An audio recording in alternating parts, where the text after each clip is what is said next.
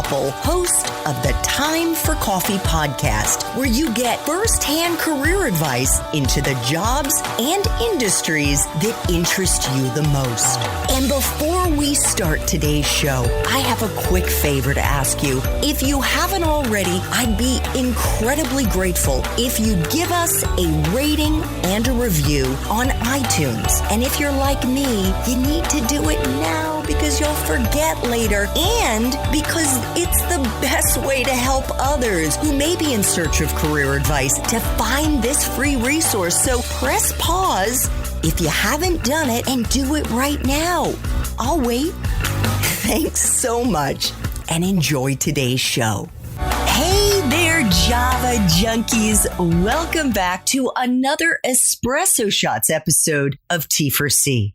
If you're interested in breaking into clinical psychology and working to help people overcome whether it's intense emotional or psychological difficulties, then this is the episode for you because my next guest has helped more than 150 people do just that over the last decade. But before I introduce you to Michael Dickinson, I want to make sure you've signed up for the Java Junkies Journal. That's Time for Coffee's newsletter that features career advice, insights, and inspiration you likely won't find anywhere else. Just head over to the Time for Coffee website at time4coffee.org, and the sign-up box is right there.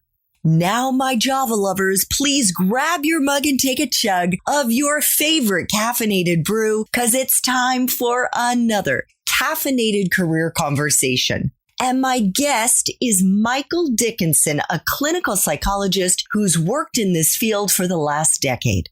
Michael's clients come to him for help with deep depression, anxiety, personality disorders, obsessions, intense fear, inexplicable jealousy, among many other personal challenges. Michael's training has included work in foster care, in corporate work, as well as in hospitals, and now in private practice. Michael is passionate about helping people learn about the value that therapy can have in helping themselves untangle dysfunctional behaviors that are undermining their quality of life, as well as helping them to address their mental wellness challenges. But because his therapy sessions are private, he can't talk about his patients' personal journeys or their stories, but he can draw from them to write his own stories. And so for the last several years, that is exactly what he's done. He started writing fictional stories about people who needed help because of whether depression, anxiety, panic, and the 1,000 other variations of emotional difficulties. He's written dozens and dozens of them to date, and every week they're read by thousands. They're called clinical tales, and we will include a link to them in show notes. You can read them in Portuguese or in English. Michael, welcome to Time for Coffee. Are you caffeinated there in Lisbon and ready to go? I am indeed. Thank you very much for having me on the show. You are a very nice Zen kind of a guy, aren't you, Michael? I have my moments, but when it comes to work, I do try to keep focused. Oh, that's wonderful. Well, you have a lovely energy about you. Oh, thank you. I suppose you could say that it's not something I've actively tried to work towards, but I suppose it comes with the job description. I would have to imagine that outside of your personal challenges, mental health challenges among those, whether living in Portugal, elsewhere in Europe or Latin America or North America, where I am right now, near Washington, D.C., must be really off the charts. They are, more or less. And curiously enough, at present, I'm working with people from India to Eastern Europe to the United Kingdom to Central Europe, Portugal to Spain, North America and South America. And it sounds like they're all saying the same thing. It's just the only thing that varies is how much they're locked down, whether they're loosening up, tightening up, or somewhere in between. But what it always comes down to is whatever was around before the pandemic kicked in got 10 times or 100 times worse after the pandemic kicked in. Because if anybody has an issue, they kind of deal with it, they kind of ignore it in the daily life. You go to work, you have coffee, you go out with your friends, and etc. Now you cut your friends out, you cut your job out, you cut going shopping out, you cut everything out, and you're just at home with the problems, with yourself and with the small circle of people you might be living with. Therefore, what gets bad isn't something new. It's just something that was already there, and there's no room left for distractions. If it's a dysfunctional family, it gets much more dysfunctional. If it's a depressed individual, chances are depression will get worse. Anxiety, the same. It kind of goes down that road. And that's what I've been working with since March last year. I wish it wasn't that long. Well, thank goodness we have professionals like you who are now accessible to us. You have been accessible to us before the pandemic, but now people are much more comfortable getting on a Zoom, getting on a Skype video or whatever that digital platform is to have communication about wellness in a way that they probably weren't comfortable doing before the pandemic. That's very true. The therapists and mental health professionals have really come into the spotlight now. In Portugal, included, there's a free government psychological support hotline. At any time of the day or night, you can call. If you're really going through a bad moment, you pick up the phone, and trained professionals on the other side, free of charge.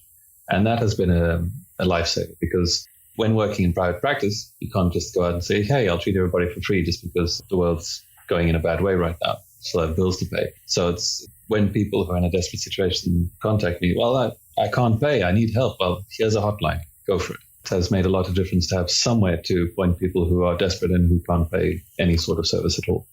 So we're going to be getting more into what you do, Michael, in your practice and how you built your career and this creative writing that you do on the side in our main Time for Coffee interview. And our listeners should check out show notes to see if that has already dropped. But for right now, let's pivot into our 10 espresso shots. These are the questions to help our young listeners learn more about how to break into clinical therapy, clinical psychology, which is the work that you're doing. So first, espresso shot, Michael, what entry-level jobs, and by that I would also include internships, are available to young people who want to break into this field?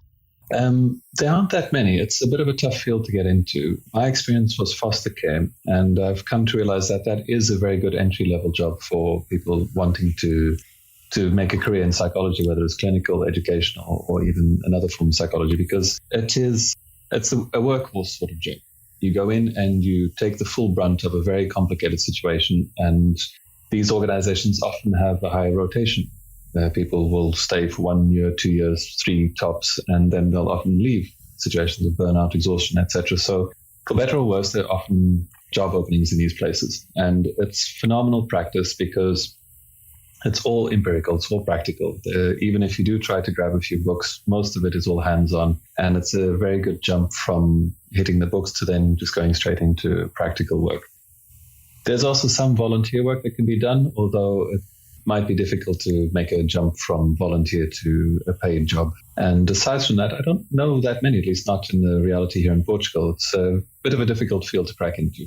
Okay. What about useful hard and soft skills, Michael, that you look for, whether in the people that you hire, the people that you recruit, the people that you've worked with? What do you think are the most useful ones to have?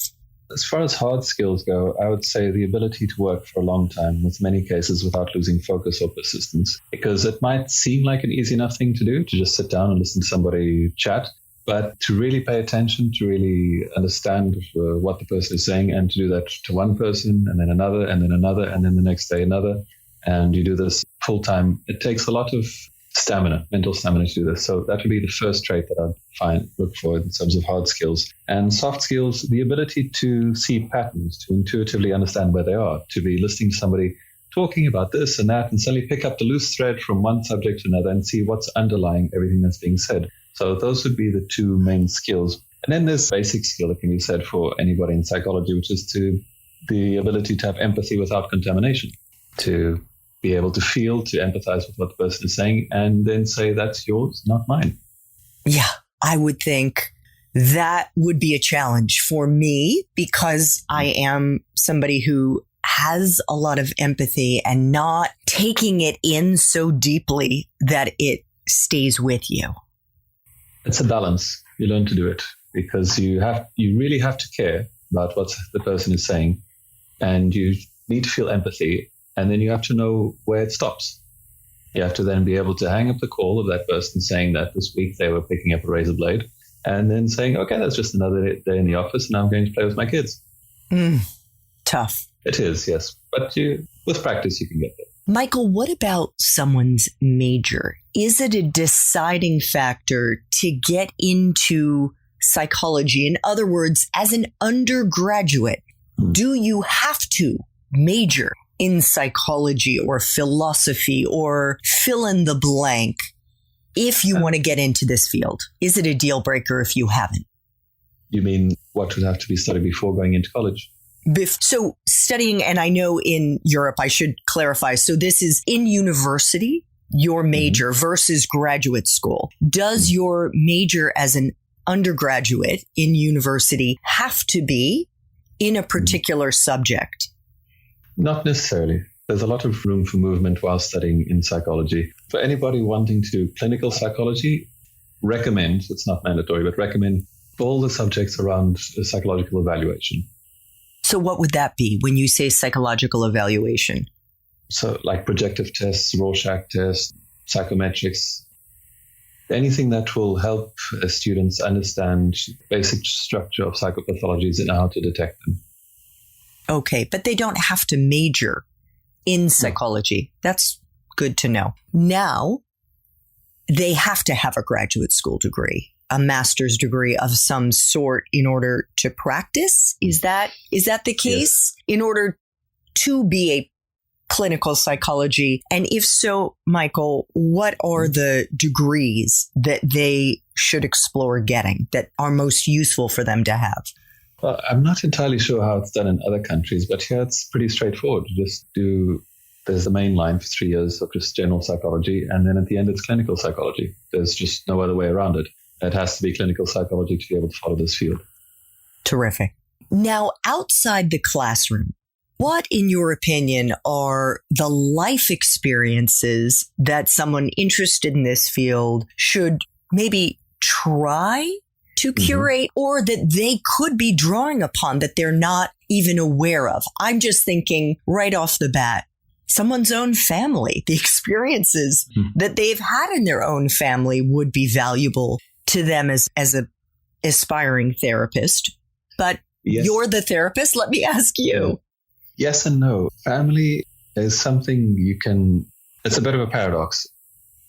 Having family issues can then be useful to find reference points while you're learning and studying, but it's too close. When you're that early on in the career, it's too close and it gets messy, it gets confusing. It's actually healthier to learn about it later, although it's not exactly possible to separate the two, but it will be healthier to learn about your family problems once you've got a lot more baggage in your train than actually at the beginning. I would find would be a useful life skill would be a diverse cultural background. And this can be something as small as having grown up with various different groups of friends. It doesn't necessarily mean having traveled the world. Just having the experience of being with very different people as you grow up. You have poor friends, you have rich friends, you have sportsy friends, you have geeky friends, you have to just know what it's like to go from one side to the other and have completely different reference schemes. If on one side you could be mocked for liking this particular soundtrack, on the other side you'll be mocked for not knowing it. That sort of thing, to know how to position yourself towards entirely different people. And a love for books, for reading, to be interested in stories, because I really don't think that someone who doesn't enjoy stories would enjoy this field very much, because it's all about understanding each person's story. So if you're the type of person who will get bored watching movies, who can't get into it, who doesn't like shows or books and just wants technical stuff all the time, maybe choose something else. Maybe research is for you. Something like perhaps, that. Yes, research would be brilliant. Yes.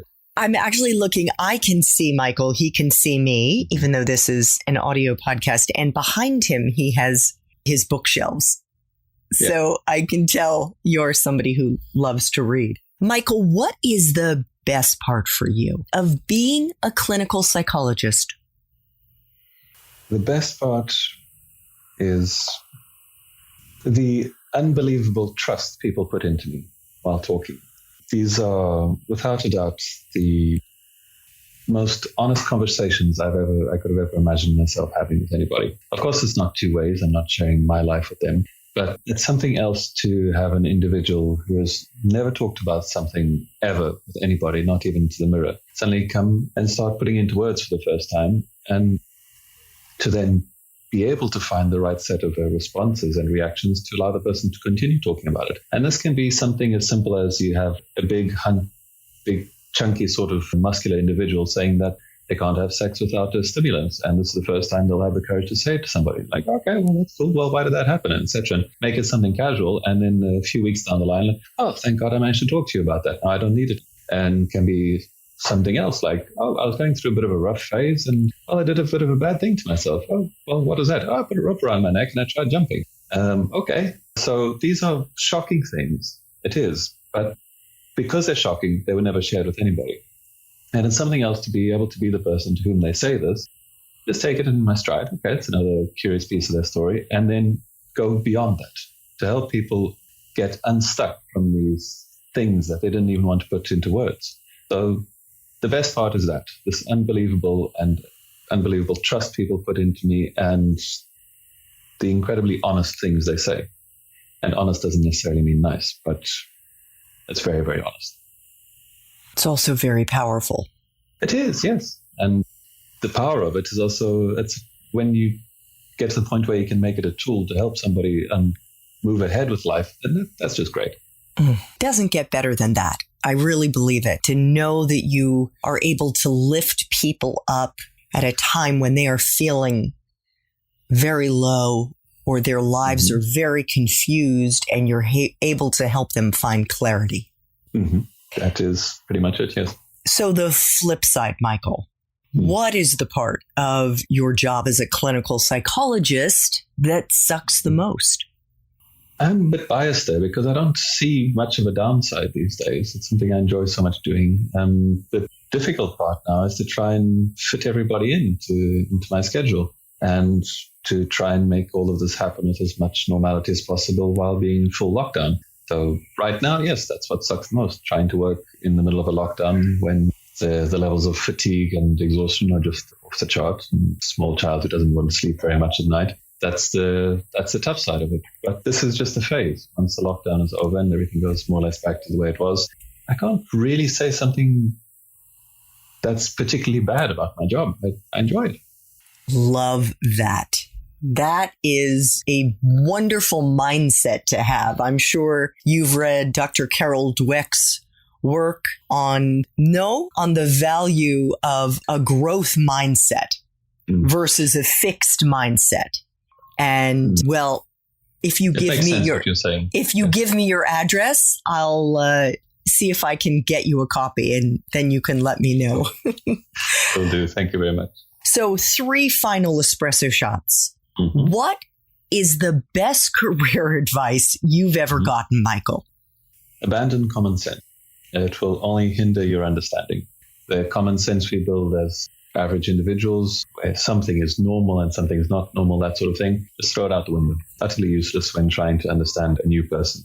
Only after you've spent a number of years understanding what common sense is to a therapist, then you can start using it. But only just briefly, because common sense refers to making assumptions. You assume something about someone. And that's the first thing that has to go out the window, because it's also something that you'll base on your own experience. The other person's experience has nothing to do with yours. And so that should be the number one piece of advice. Throw common sense out of the window. And then another basic one, just show up and get the work done.